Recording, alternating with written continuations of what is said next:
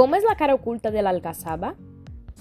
La cara oculta de la Alcazaba no es nada más que una parte del recinto intermedio y otra parte del recinto superior que no tenemos abierto al público por temas de conservación. La parte que corresponde al recinto intermedio, es decir, la primera alcazaba que encierra por completo a la alcazaba de la parte de arriba, tiene las mazmorras, que son dos parecidas a los silos, son una oquedad en el suelo con la forma de un embudo invertido, es decir, abre como una campana, una boca, y después se abre para que no puedan acceder a ella. Están en esa zona porque es una zona más húmeda, protegida por las murallas y no está dentro de lo que es el circuito, digamos, de la zona más palaciega, más de residencia de la alcazaba. También en esa zona se encuentra el Pozo Airón, que era el mayor suministro de agua, que es un pozo excavado en la roca de entre 30 y 40 metros de profundidad, y la parte de atrás de la Torre del Homenaje. Y por esa zona se podía acceder a través de la coracha a la parte del castillo de Gibralfaro, cuando se construyó, que se construyó muy posterior a la fecha de inicio de construcción de la alcazaba. Por otra parte, el barrio de viviendas es un recinto pequeño, son viviendas de servidores del palacio, que comprende 8 casas, 2 de ellas muy grandes, 200 metros cuadrados, 180 metros cuadrados, que debieron formar parte de lo que era la residencia privada del gobernante de la Alcazaba, es decir, la zona de harén y de residencia privada, dejando el resto del palacio a la zona más para impartir justicia, para cuestiones administrativas, para cuestiones de la gobernanza de la ciudad. El barrio de vivienda tiene unas callecitas pequeñas, tiene un baño, las casas son muy especiales porque tienen todas ellas una pequeña letrina, un pequeño patio, pero tiene unas condiciones de conservación muy delicadas. Se abandonó, no se construyó nada encima, lo cual lo hace excepcional, es decir, que el día de mañana, cuando se recupera, se encuentra con que no tiene otros muros que van diferenciando y que van confundiendo la estructura del barrio, que es estrictamente del siglo XI, con decoraciones del siglo XII, pero los materiales son muy delicados y realmente para una visita del público en general no se puede hacer porque es muy pequeña la calle y muy pequeñas las casas. Mira, como cosa curiosa, tenemos una zona que es reserva arqueológica y reserva medioambiental, y que sepáis que hay un montón de camaleones, un montón de erizos, un montón de ardillas. Esa zona no se echa ningún tipo de herbicida ni nada que pueda cambiar la microfauna pequeña, así que todas las mariquitas, todas las plantas crecen totalmente libres, con lo cual nos hicieron un estudio a la universidad para ver qué tipo de flora había y se conservan cosas aquí que ya se han perdido en el resto de la ciudad. Actualmente, ¿se están haciendo restauraciones en la fortaleza? Se están haciendo labores de conservación, más que de restauración, intentando mantener los zócalos que estuvieron durante muchos años sometidos a la intemperie, lo cual los deterioró mucho, y tratando de ver qué se hace al final con los zócalos, si se arrancan y se guardan en otro sitio y se hacen una reproducción o qué. Por otra parte, el barrio se reconstruyó en los años 70 con unos criterios apropiados para aquella época, porque querían darle un uso como almacén de productos de artesanía. Eso hoy día está obsoleta esa idea y aún está por determinar de qué manera se va a dejar consolidada la ruina arqueológica. ¿Cómo fue el proceso de construcción de la Alcazaba? ¿Cuándo empezó y cuándo terminó? Bueno, esa pregunta es un poco difícil de contestar así a bote pronto, porque la construcción de la Alcazaba empieza inmediatamente que se organiza la conquista de la ciudad a partir del siglo VIII, del 711, para tener un sitio elevado donde poder dominar el resto de la ciudad. Lo que pasa es que la construcción como tal no termina hasta el final de toda su época, es decir, hasta el siglo XIV, siglo XV, hasta la conquista, porque siempre se van añadiendo espacios, añadiendo palacios, remodelando zonas, reconstruyendo zonas. Pero lo fundamental, lo interesante como tal, es lo que queda conservado, es una alcazaba del siglo XI, interior cubierta entera por otra que la protege por fuera. O sea, son como dos castillos, dos fortalezas, una dentro de otra, y aparte unas fortificaciones de ingreso en la parte baja. ¿Qué materiales se emplearon? Los restos del teatro romano, los árabes debieron de encontrar una magnífica cantera, es decir, la piedra y las columnas y las cosas ahí abandonadas, y la utilizaron como mero material de construcción. Hay muchos sillares romanos en muchísimos sitios de la Alcazaba, metidos en las murallas y en los muros.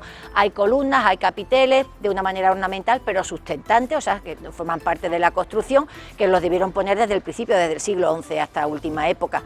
Y el resto de material, pues hay unas zonas de la Alcazaba que son de época taifa, sobre todo, que son de piedra, de una caliza que se deshace, que tiene muchos fósiles, colocada soga y tizón. Hay otras zonas que son de mampostería, que es un tipo de construcción parecida a lo que sería hoy día el hormigón, una cosa similar. Y luego lo de fuera, la mampostería que tenemos aquí detrás nuestra, que es el revestimiento último que se hace con hiladas, ya sean regulares o no, de piedra y ladrillo. ¿Y Gibralfaro? ¿Cómo fue su construcción? A partir del 1200 y pico se generaliza el uso de la artillería. Entonces se dan cuenta de que el monte de Gibralfaro, que es más alto que la Alcazaba y que la domina desde arriba, que hasta entonces tenía una rábita, un santón, un sitio para vivir, un santón y un pequeño cementerio, a partir de ese momento se dan cuenta de que cualquier invasión que venga a la ciudad, cualquier ataque, montan batería arriba, montan los instrumentos nuevos que han empezado de artillería y pueden bombardear el interior de la Alcazaba, y entonces deciden fortificar el monte de Gibralfaro, con lo cual se empieza a construir a partir de 1240, a partir de 1340 está terminada de todo con Yusuf I.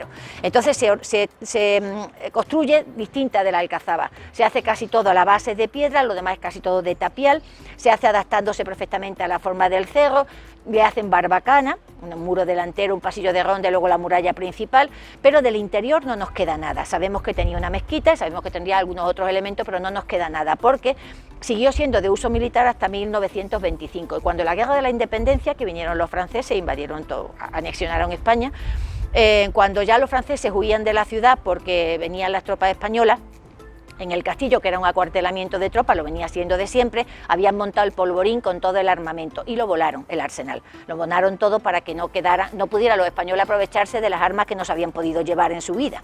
A partir de ese momento se voló todo lo que era el interior de restos árabes y nada más que quedan el Pozo Airón, aljibes, el polvorín, que se había construido en 1700 y pico, que era muy fuerte, en fin, ese tipo de cosas. Fue militar hasta 1925, después se convirtió en un jardín y después ya el ayuntamiento ha creado un centro de interpretación de la vida en el castillo, pero de la vida cristiana en el castillo, puesto que esto es árabe y están los restos árabes aquí, allí se ha dejado un poco la evolución del castillo en época cristiana. A través de unas vitrinas grandes, una por cada siglo, va contando la vida de la ciudad con especial hincapié en lo que es la vida del castillo y una serie de elementos, unos originales, otras reproducciones, del acuartelamiento de tropa que hubo allí, uniformes, armas, etc. ¿Cómo es el sistema defensivo de la Alcazaba?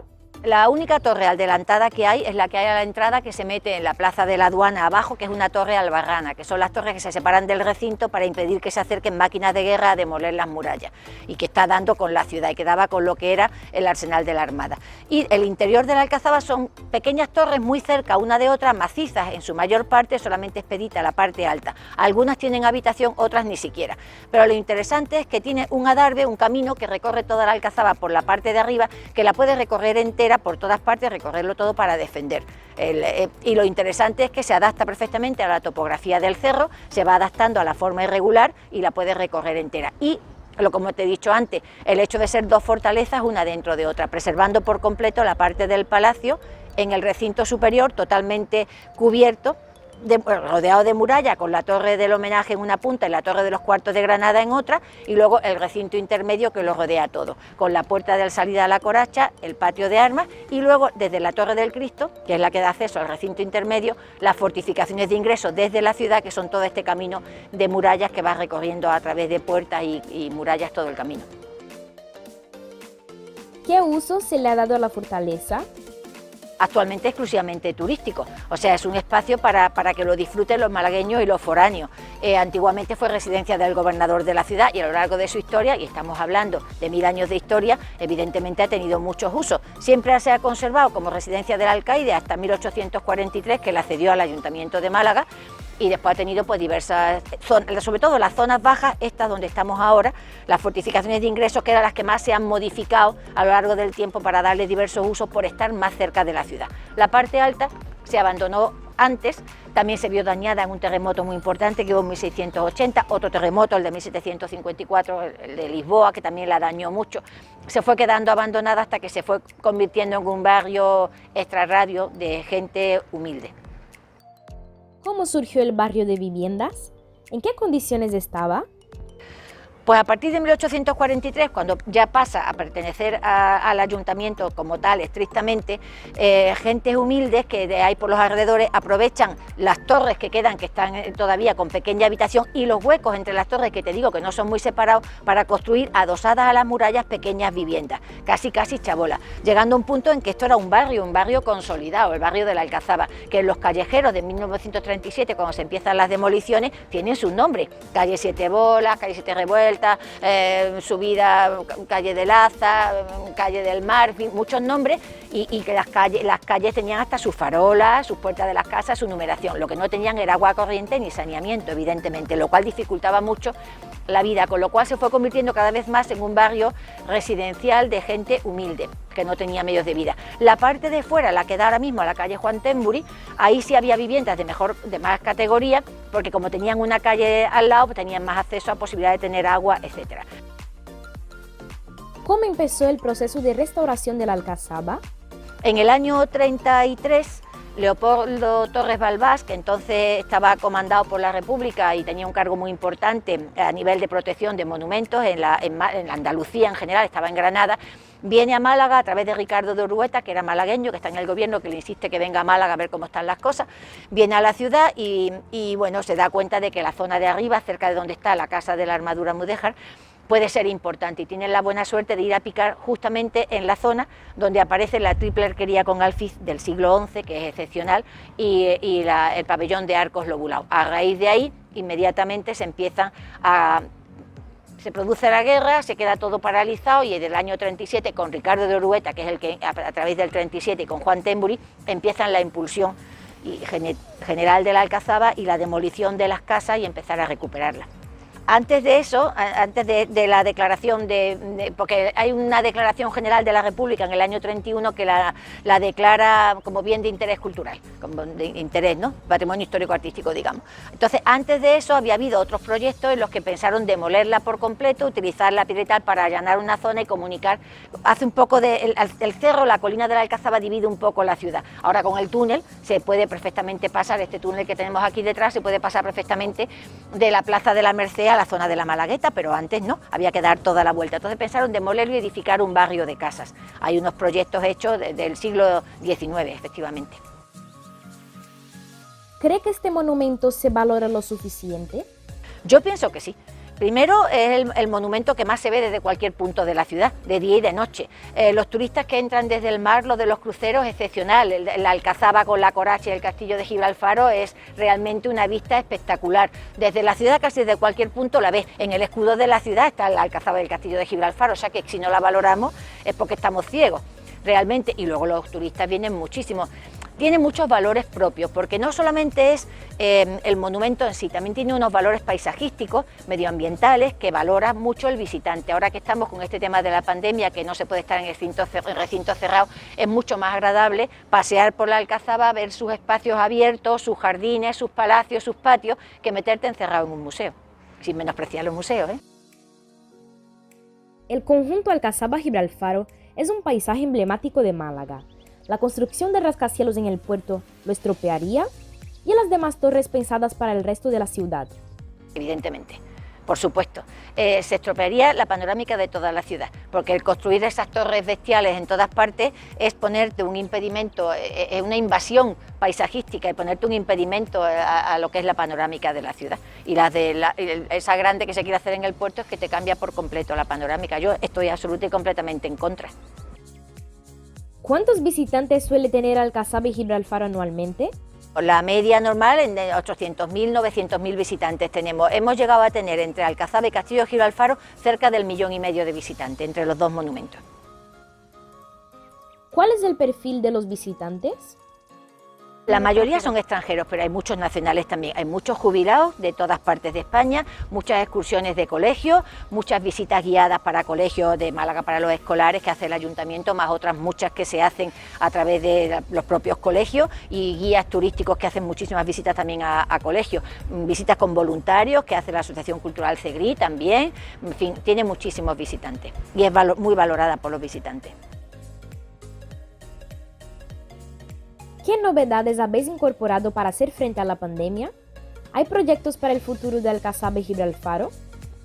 Ahora se está potenciando mucho la posibilidad de las visitas virtuales, las audioguías, se quiere hacer un levantamiento en 3D de toda la Alcazaba, de todos los monumentos, eso destinado a su conservación. Se está apostando fuerte por parte del Ayuntamiento en lo que es la conservación, cuando hay restauraciones de muros que hacen falta, el mantenimiento es muy difícil. Es un material que no es como la piedra, es mucho más vulnerable que la piedra, también hay muchos visitantes que desgastan con el paso, con el peso de la gente, entonces constantemente hay que estar manteniendo y restaurando. Entonces el Ayuntamiento está apostando fuerte por hacer una buena restauración de base de todos, son muchísimos lienzos de muralla, muchísimos metros cuadrados, son 34.000 metros cuadrados de monumento entre uno y otro, y se quiere recuperar también incluso la Coracha y el barrio de vivienda, o sea, se está apostando muy fuerte.